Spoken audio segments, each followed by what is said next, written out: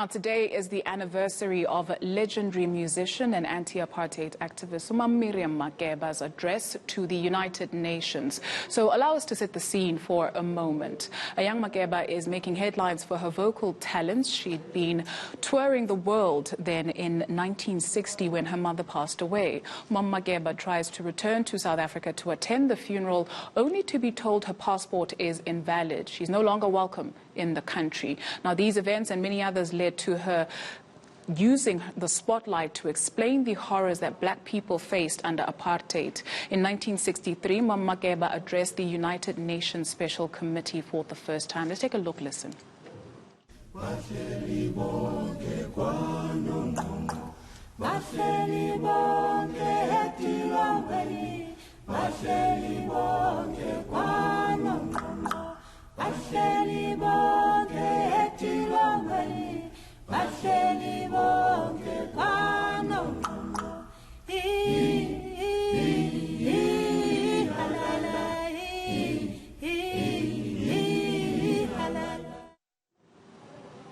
Let's get you more on this historic day and Makeba's legacy with human rights activist as well as filmmaker Bev Ditsi. Very good afternoon to you, and thank you so much for joining us. Always a pleasure. I guess from the very early days, at just going to prison at 18 days old when her mother was then arrested for brewing alcohol illegally at the time, Miriam Makeba has been somebody who's always been in the spotlight in terms of her activism, whether she admitted it or not. There was more to her than just a musical icon. Yes, good afternoon, and thank you so much, Dudu. Good afternoon, everybody. There was always so much more than just music. I think, when you're an artist, one wants to see you in only one particular way as somebody whose only job is to entertain. But actually, as artists, there's a lot more to who we are, because we are a reflection of what's going on around us. And we express whatever it is that we're going through, which most often is what others are also going through. Right. And she insisted she was not political at all. In an interview with the British Times, she said, and I quote, "I'm not a political singer. I don't know what the world means. People think I consciously decided to tell the world what was happening in South Africa. No, I was singing about my life. And in South Africa, we always sang about what was happening to us, especially the things that hurt us. But I guess as a New Zealander, I was nje." Yes, and that's exactly what she said, that it's a calling. And I think that is exactly what art is. That's what artists are. It's a calling where you find yourself expressing what is going on, and you find yourself expressing and reflecting what's going on in your community, in your neighborhood, in your own life. And I'm fascinated always by people who say to artists, "Hey, why not do your acting? Or just do your music, stop it with the politics." And you realize that these are people who don't understand the meaning of art. Art is a reflection, and unfortunately, or fortunately, depending on where you are, it will reflect what is actually going on. And they say that, the sign of a healthy democracy is one where the arts are respected and celebrated.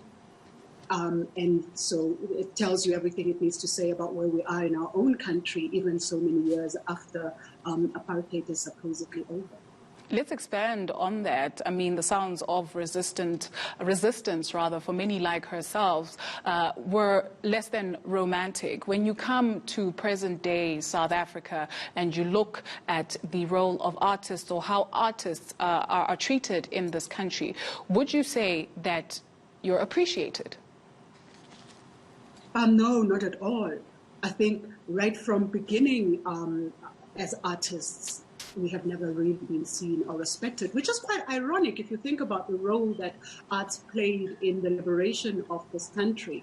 When I was doing one of the films on Utata Nelson Mandela many years back, I chose to do a 30-minute focus on the Release Mandela campaign, which was about the musicians and the artists who actually went out and told the whole world what was going on in the country. And in fact, the Release Mandela campaign was such a huge and successful campaign that it kind of embarrassed the apartheid government at the time and really pointed and focused on what was going on here.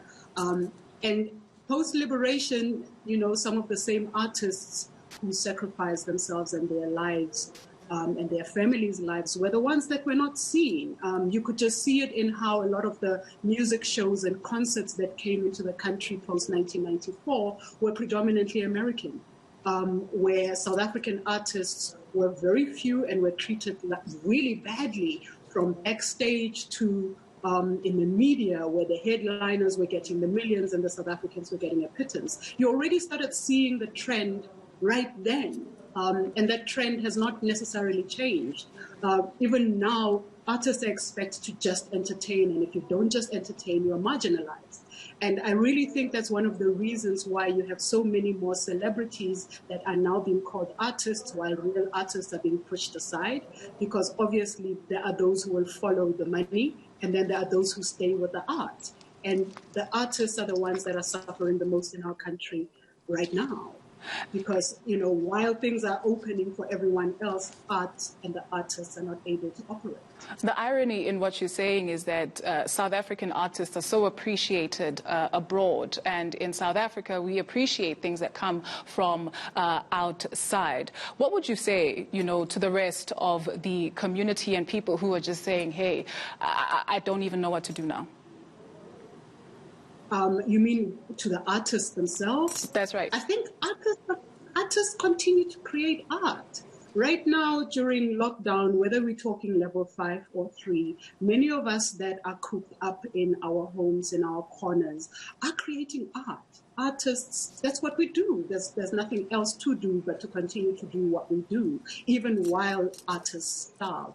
And so I look forward to what's going to come out at the end of this, because I know for sure that with a lot of my friends, creation continues to happen. While you see that there's very little content happening because those who are not necessarily artists don't even know what to put out, artists are creating art. So really the message for me is to hold on and hang in there, and we need to continue to do what we do.